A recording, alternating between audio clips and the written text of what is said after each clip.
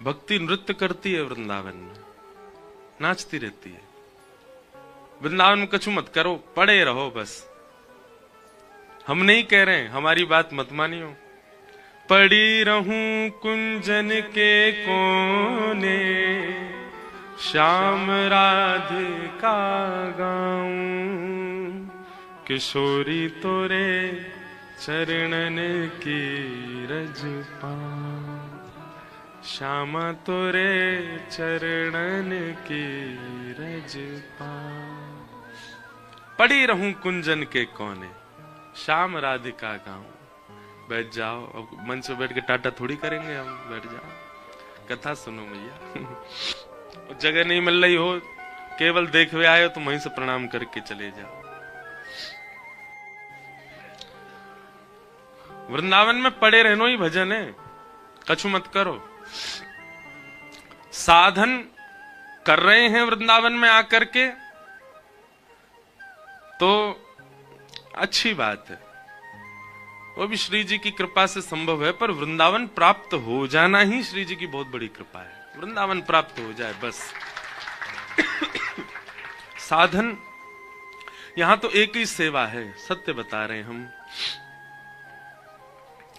वृंदावन में रसिक जनन की सेवा करो। देखो, जिनको वृंदावन प्राप्त नहीं भयो, वो वृंदावन के ठाकुरन की सेवा करो। श्री राधा रमन जी में बंगला करवाओ, राधा वल्लभ जी में 56 भोग करवाओ, बिहारी जी को कोई मनोरथ करवाओ, दामोदर जी में जाके आरती सेवा करो, कहीं कछु करो, कहीं। जब वृंदावन प्राप्त हो जाए, वृंदावन मिल गया, अब क्या करें? अब रसिक जनन की सेवा, अब ब्रजवासीन की सेवा, अब ब्रज की सेवा। क्योंकि स्वयं ठाकुर जी भी वृंदावन में आके कहा कर रहे हैं, वही कर रहे हैं। ब्रज की सेवा, ब्रजवासीन की सेवा, गौवन की सेवा, हम सबकी सेवा त्याग ठाकुर जी की सेवा में। ठाकुर जी कह रहे हैं, मेरी मत करे, मुंह को घनेरे सेवा कर व्यवहारे, तू मेरे ब्रज की सेवा कर, तू या रज की सेवा कर, तू रसिकन की सेवा कर। हम आपको सत्य बता रहे हैं, अगर भक्ति में कोई भी चूक बन रही है, भक्ति में कोई अपराध बन रहा है, नाम जप में मन नहीं लग रहा है, तो इन सब का एक ही उपाय है, इन सब की एक ही औषधि है, रसिक जनन की सेवा, संत जनन की सेवा। वृंदावन में भजवे वारे रहवे वारे। कल मैंने कथा सुनाई ना, सूरदास जी के मन में आ गई कि आप पे कृपा करवानी है, तो श्रीनाथ जी वहां से मिलवे आ गए। आचार्य केवल मन बना लें कि या को ठाकुर जी मिलने चाहिए, ठाकुर जी को मिलना ही पड़ेगा। ब्रजवासी मन बना लें, हे बिहारी जी या तो मिल ले, तो ठाकुर जी को मिलना ही पड़ेगा। बिहारी जी को खूब प्रसन्न कर रखो है, लेकिन ब्रजवासी ने आपने 36 के आंकड़े बना रखे हैं, रसिक जनन की सेवा ना कर रखी, वैष्णव संत जनन से कोई मतलब नहीं, तो बिहारी जी कैसे मिलेंगे? एक कथा सुनाते हैं। एक राजा थे, ध्यान से सुनना। एक राजा थे, उनके बहुत समीप में एक ब्राह्मण रहा करते थे। ब्राह्मणों का इतना सम्मान करते थे, एक आचार्य प्रवर का इतना ज्यादा सम्मान करते थे कि उनको तुरंत अपने बगल में सिंहासन पर बिठाना, वो जैसे ही आमे उनको माला पहनाना, उनके चरण धोना, उनको दक्षिणा देना, आदि आदि। ये नियम है, ब्राह्मण का करना ही चाहिए सम्मान। लेकिन वे ब्राह्मण देवता क्या सोचने लगे कि राजा मेरा इतना सम्मान करता है, अब ये मेरे वश में है। तो वे राजा के अलावा जो भी सेनापति मंत्री आदि थे, उनको कुछ पूछते ही नहीं थे। कभी कभी महल में आते तो मंत्री आदि से प्रणाम करते, महाराज जी प्रणाम, बैठो, तुम्हारी प्रणाम क्या लेनी, हमको तो राजा डायरेक्ट संपर्क है हमारा राजा से। तो मंत्री सेना ये सबके लोग, ये लोग बड़ा बुरा मानने लगे, बोले कि यार ये ब्राह्मण देवता, इनका सीधा संपर्क राजा से हो गया, ये हमको कुछ समझते ही नहीं। सेनापति या द्वारपाल जरा भी चूक कर दें तो महाराज राजा से सीधी शिकायत कर देते थे उनकी, और राजा फिर दंड देता था। बहुत ध्यान से सुनिएगा।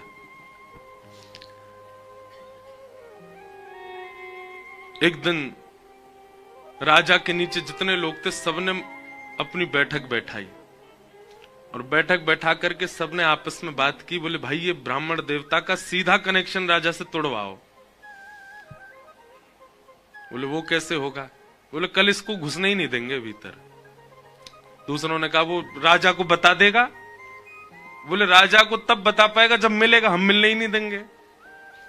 भाई अकेले राजा से ही इसका प्रेम है, बाकी सबसे तो इसने 36 के आंकड़े बना रखे हैं, तो हम सब मिलने ही नहीं देंगे तो राजा को पता कैसे चलेगी। और दूसरे दिन यही योजना बनी, द्वार पे रोक दिया उनको, मुझे राजा से मिलने दो। बोले नहीं मिल सकते आप। बोले देख लेना तुम सबको सूली पे चढ़वा दूंगा। बोले तुम पे जितनी ताकत हो कर लो, हम तुमको मिलने नहीं देंगे।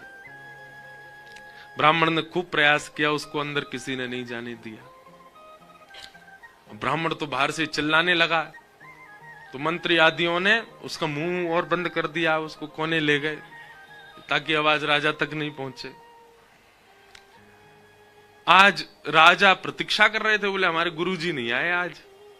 तो मंत्री आदियों ने कहा महाराज जी उस सुबह सुबह भोर में ही चले गए, आपको मिलने के लिए आए थे पर आप सो रहे थे, हमने आपको जगाने का प्रयास किया पर हमें लगा कि आप लेट सोए इसलिए हमने उठाया नहीं। उनकी कथा है एक जगह, 7 दिन के लिए वो चले गए हैं। राजा बोला अरे गुरुजी आए तुमने उठाया नहीं मुझको। बोले अब 7 दिन बाद आएंगे।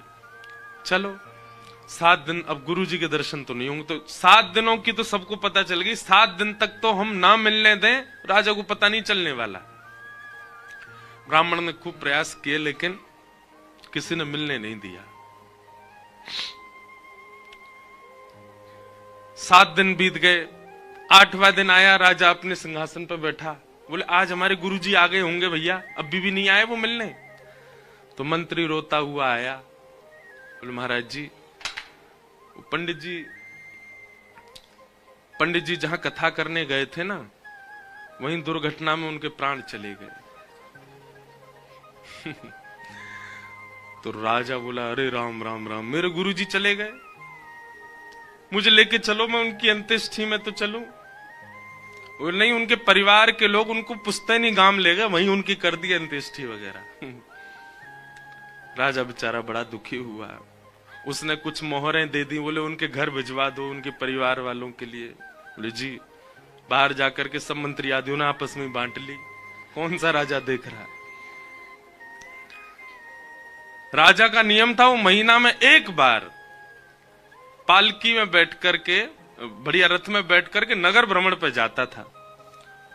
तो पंडित जी ने मन बना लिया था, बोले जिस दिन नगर भ्रमण पे जाएगा मैं उस दिन छुप के एक पेड़ पे बैठ जाऊंगा और जैसे ही ये नीचे से इसकी सवारी निकलेगी ऊपर से कूद जाऊंगा, तो राजा से मेरा तब तो मिलना हो जाएगा, तो सामने आ जाऊंगा, फिर मंत्री आदि रोक ही नहीं पाएंगे मुझे। मंत्री आदियों ने सोचा नगर भ्रमण कल होने वाला और निश्चित है कि वो पंडित जी बीच में कहीं ना कहीं से कूद पड़ेंगे। तो इन लोगों ने क्या किया, रात में उनको ढूंढ धाड़ करके कम से कम कोसों दूर छोड़े आए कहीं जंगल में कि आ नहीं पावे, कैसे भी राजा से मिलना ना हो।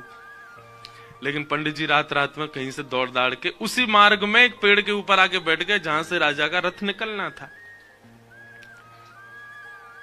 राजा की सवारी निकली, मंत्री आदि सब चिंता में थे। आज बोले आज हम फंस सकते हैं, वो कहीं ब्राह्मण आ नहीं जाए। बोले हम बहुत दूर छोड़ के आए हैं, उसको नहीं आ पाएगा। लेकिन वो आ ही गए थे रात में। जैसे ही सवारी निकली, उस पेड़ के नीचे जैसे ही पहुंची तो ऊपर से पंडित जी चिल्लाने लगे, राजन देखो मैं यहां बैठा हूं, ये मंत्री और तुम्हारे सेनापति इन लोगों ने मुझे मिलने नहीं दिया, देखो मैं यहां बैठा हूं। पंडित जी, राजा ने देख करके, ए मंत्री तुम तो कह रहे थे गुरुजी पधार गए, ये तो ऊपर बैठे। बोले ब्रह्म राक्षस बन गए, उनका प्रेत बैठा ऊपर और ये यहां से निकलने वाले सब लोगों पे ऐसे चिल्लाते हैं। राजन हम तो आपसे प्रार्थना करेंगे, या तो यहां से रथ जल्दी भगवाओ या रास्ता मड़वा दो। तो ऊपर से पंडित, मेरी बात सुनो, मेरी बात सुनो, मैं तुम्हारा गुरु, मेरे पास आओ। राजा बोला सुनो, रथ मोड़ दो, दूर से चलो। वो देखा ही नहीं उनकी ओर। पंडित जी महाराज को अंत में बहुत कष्ट हुआ। मंत्री आदियों ने सबने कहा हाँ जी, सीधी पहुंचती आपकी तो राजा तक, हमको तो हमारी राम राम भी नहीं लेते थे आप कभी। तब पंडित जी ने कहा भैया क्षमा करो, हमने तुम लोगों से प्रेम नहीं बनाया, केवल राजा से प्रेम बनाया। तो ये उन लोगों के लिए है जो केवल और केवल ठाकुर से प्रेम करें, जिनको रज से कोई मतलब नहीं। कितने लोग वृंदावन में आते, यमुना जी दर्शन तक नहीं करते, यमुना जी को प्रणाम तक नहीं करते, केवल बिहारी जी को देखनो, चाट बल्ला खाने निकल जानो। आपको लगता होगा कि आपको वीवीआईपी बिहारी जी मिल गए, आपको पुजारी जी ने प्रसाद दे दिया, आपको बिहारी जी को माला मिल गई, सीधे बिहारी जी से संपर्क बना लो, पूरा जीवन निकाल दियो। लेकिन जादना ब्रजवासी और ब्रज के रसिकन के और वृंदावन के पंचायतन के मन में आ गई ना कि या को मिलने नहीं देनो है, तो मिले ही नहीं पाओगे।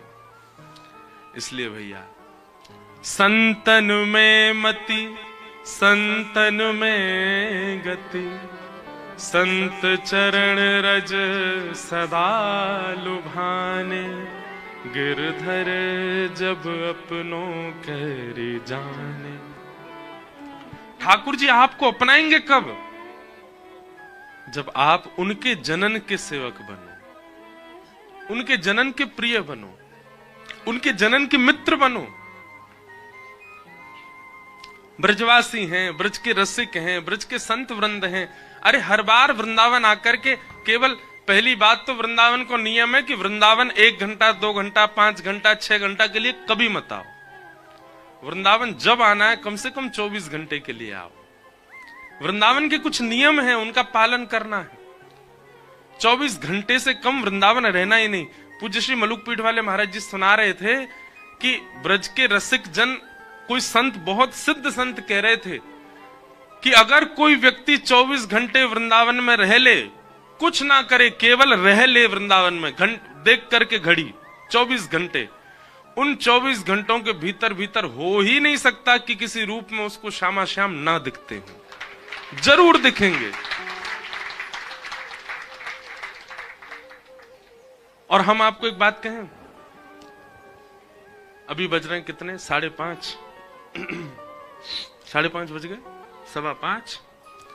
अभी 5:15 बजे से कल शाम के 5:15, 24 घंटा होंगे। आप अपने गुरु मंत्र, आप अपने नाम सिद्ध, जिसमें भी आपकी निष्ठा है, वो अभी से प्रारंभ कर दो और अपनी दृष्टि इस भांति घुमानी है। अब जो सामने आवे उसको गौर से देखियो। हम एक बहुत बढ़िया एक उपाय बता रहे हैं आपको। जो सामने आवे, चाहे इस परिकर में ही यहाँ श्रोतागणी क्यों नहीं हो, यहां से निकलने के बाद जब आप जाओ, चाहे भेलपुरी वाले हो, चाहे पानीपुरी वाले हो, रिक्शा वाले हो, टमटम टिर्री वाले हो, जो देखे सबको देखियो। और कल 24 घंटा पूर्ण होने के बाद जब रात्रि में शयन के लिए जाओ तो नेत्र बंद करके ये 24 घंटा में स्मृति घुमाइयो, कौन सा रूप आपके नेत्रन में बार बार आ रहे हो है, समझ जाइयो वही श्याम सुंदर है या वही श्याम सुंदर के कोई अंश हैं। अगर श्याम सुंदर नहीं होंगे तो श्याम सुंदर के कोई सखा होंगे, श्याम सुंदर नहीं होंगे तो श्याम सुंदर के कोई जन होंगे। जो छवि नेत्र विस्मृत ना कर पा रही हो, जो छवि मन से जा ना पा रही हो, अब बस ये है कि इन सबको गोपनीय, ये सब कुछ छोटे छोटे नियम हैं तो छोटे छोटे बड़े बड़े श्रेष्ठ नियम हैं ये व्रज के। ऐसे धीरे धीरे कभी सखान के दर्शन होंगे, सखीन के दर्शन होंगे, उनके रूप बदले भय होंगे पर होंगे। और फिर उन्हीं से ही ध्यान में प्रार्थना करो। हमारे श्री हरिदास परंपरा में श्री राधा अगर कोई कह दे, तटिया स्थान जाके महाराज जी तो एक बार कह दियो राधे राधे, महाराज जी कहेंगे कुंज बिहारी श्री हरिदास बोल, राधे राधे मत बोले है भाई। काय को राधे राधे क्यों ना बोले? बोले पहले सखीन की तो प्रणाम कर ले, पहले सहचरीन को तो प्रणाम कर ले। जब सखी सहचरी कृपा करेंगी और कृपा करके जब निकुंज को द्वार खोलेंगी तब बोलियो राधे राधे। अभी से राधे राधे क्यों करो? अभी तो सखीन को प्रणाम। हमारे वृंदावन की परंपराओं में सब जगह विलग विलग भाव है। हरवंशीन के अलग भाव है, हरिदासीन के अलग भाव है, रामानुजीन के अलग भाव, रामानंदीन के अलग भाव, गौड़ियान के अलग भाव।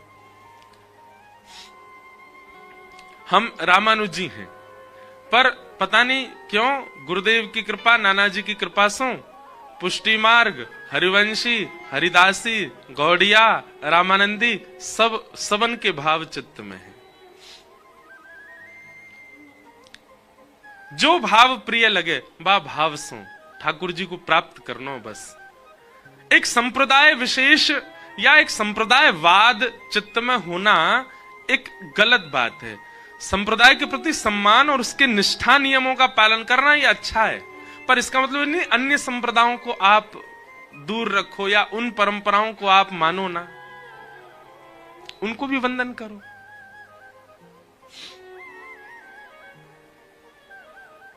बन के जोगन डोलत ब्रज में, पीवत यमुना जल को, मेरो मन वृंदावन में अटक्यो, मेरो मन हरि चरणन में अटक्यो। याद में तोरी भई बाबरी, सुध लो मोरी कुंज बिहारी। याद में तोरी भई बाबरी, सुध लो मोरी कुंज बिहारी।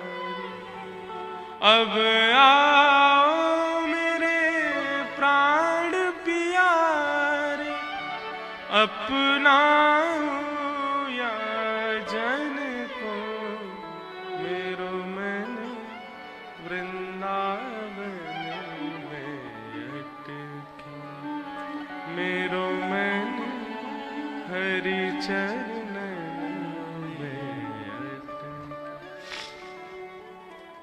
वृंदावन प्राप्त करने के कैसे कैसे भाव संत जन रसिक जनन ने बताए, उनको पालन करो और उन्हीं भावों से इस वृंदावन को सदा के लिए प्राप्त कर लो। अद्भुत है वृंदावन। हम बारंबार प्रणाम करें या भूमि को कथा क्रम में प्रवेश करें। कल हम लोगों ने श्रीमद् भागवत जी के 3 मंगलाचरणों का श्रवण किया।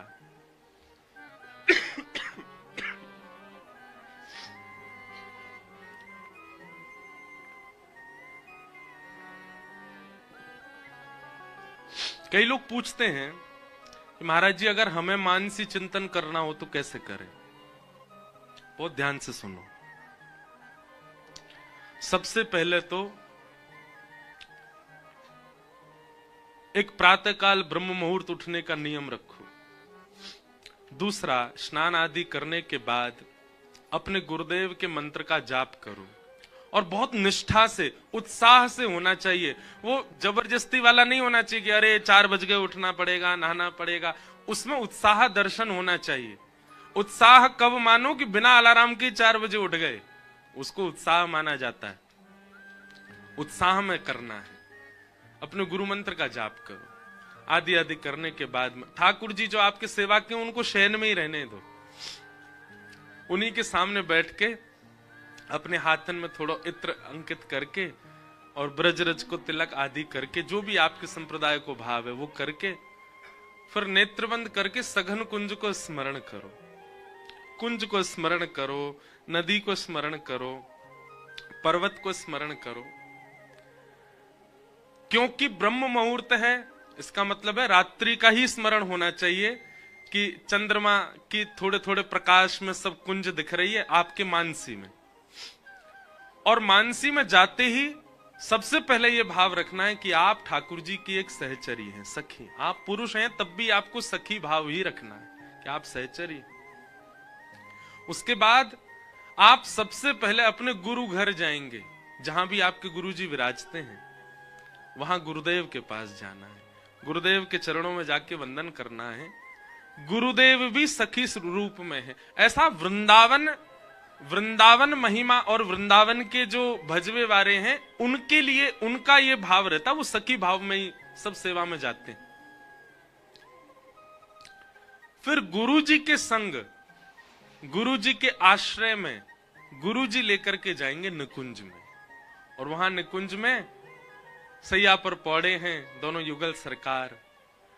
आप उस भाव से गुरुदेव के साथ जाएंगे कि किसी भी प्रकार से दोनों युगल सरकार को पीड़ा न हो, कष्ट ना हो। प्रथम दर्शन दोनों चरणों का ही होगा। सैया पर लेटे हैं पर मुख नहीं दिख रहा है, केवल चरण दिख रहे हैं। धीमे धीमे कोई राग गा करके गुरुदेव उनको उठा रहे हैं। फिर बाल भोग हुआ, बाल भोग के बाद फिर मार्जन आदि करके स्नान आदि हुआ। अब ठाकुर जी लीला में प्रवेश कर रहे हैं। अब बाद में जो मन में भाव आए उस लीला में प्रवेश कर जाएंगे, पर ये इतना सरल नहीं है जितना हम सुना रहे हैं। इसके लिए पहले बहुत लीलाएं श्रवण करनी पड़ेंगी, इसके लिए पहले बहुत भाव में प्रवेश करना पड़ेगा, इसके लिए पहले बहुत रसिक जनों की सेवा और ब्रज रज की उपासना करनी पड़ेगी। ब्रज रज की सेवा से ब्रज रस प्राप्त होता है, बिना रज के रस नहीं मिलेगा। लोग उसको सामान्य मिट्टी मान लेंगे तो कभी रस में प्रवेश नहीं कर पाएंगे। आपका भले ही रामानुजी तिलक है, आप रामानंदी हैं, अपने तिलक में भी थोड़ी रज तो मिलाओ, तिलक करो। रज रज आपके अंग पर होनी चाहिए।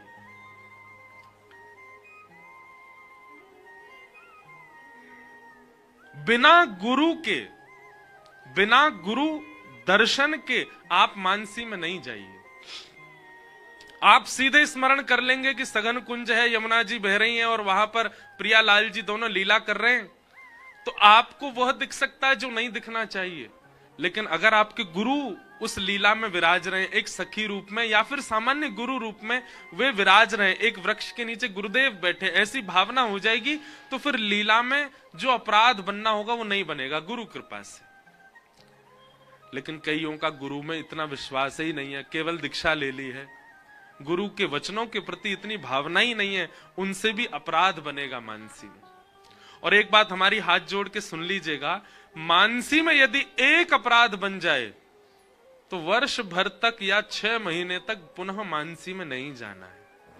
फिर आपको नाम जप के द्वारा, अपने भोजन प्रसाद की शुद्धि के द्वारा, अपने गुरु घर और रज की सेवा के द्वारा 6 महीना तक ऐसे ही रहना है। खूब लीला कथा सुननी है, सत्संग सुनना है, फिर प्रयास करना है अब मानसी में जाए। फिर आपको भी ऐसा, इतना सरल नहीं होता है। हमारे ब्रज के रसिकों ने या हमारे साईं ने भी बहुत समय दिया है सेवा को, बहुत समय दिया है आराधना साधना को, तब जाकर के उस मानसी की स्थिति में पहुंच पाए। तो समय दीजिए थोड़ा, इतनी जल्दी मानसी में प्रवेश नहीं मिलेगा। तो कुछ नियम है, इनका पालन करो। गुरु के वचन अटल कर मानो, साधु समागम कीजिए, मन रे कृष्ण नाम कह लीजिए। गुरु कृपा बहुत आवश्यक है। आइए अब कथा क्रम में हम लोग प्रवेश करें।